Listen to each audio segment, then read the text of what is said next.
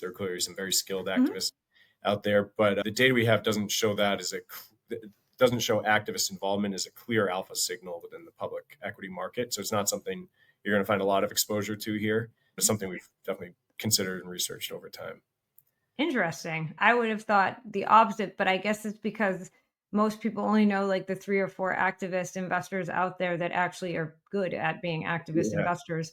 Once you get all the headlines. Yeah. Yeah, exactly. For better or worse. So there are some good ones out there. I think of it more as we're going to try to find those companies that are very PE-like, their characteristics. And if it happens to be that an activist also identifies that company as a potentially a way for them to unlock shareholder value, then great. We're very happy to have them come in and do it.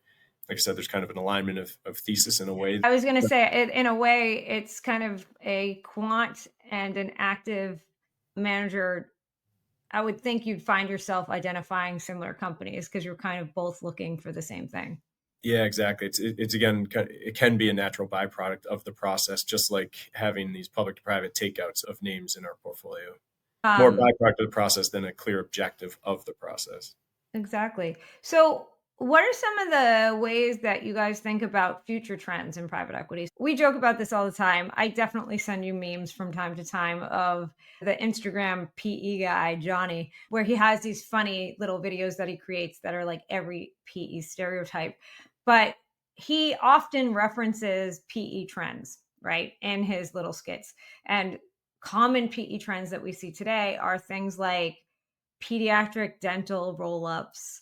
You see that, you see buying up primary care clinics. And then on a different note, the sports aspect has become really big in PE and everybody wants a piece of that as well. So when you see these kind of like mega trends within PE, how are you able to kind of identify them and find ways to gain similar exposures inside your index? Yeah. So we actually have multiple different data providers that we work with who are tracking basically every single deal that's being done in PE, really across the full size spectrum. So obviously mega deals are going to be captured. That's well known, well publicized. There are a lot of small deals out there done by small funds. We try to really have a comprehensive look at the deal landscape by using multiple data providers. I mean, there are ways to play plenty of healthcare related names within the public equity markets that are actually going to have very similar characteristics, same headwinds, tailwinds to their business and their industries as private equity. Another one that I'm not sure the meme guy has highlighted, but senior living, for example. Are demographic trends really going to impact privately held or PE held senior living facilities or dentistries or anything else? Are they going to impact those differently than one that's publicly held? I would argue no. It's all the same demographic trends. It's all the same kind of thematic tailwinds, headwinds. So it's just by working with multiple data providers. What we do is we use a kind of a rolling time window so that we're not just keeping this static industry profile for our portfolio. What we're doing basically using a time horizon that kind of aligns with what a PE's investment time horizon would be.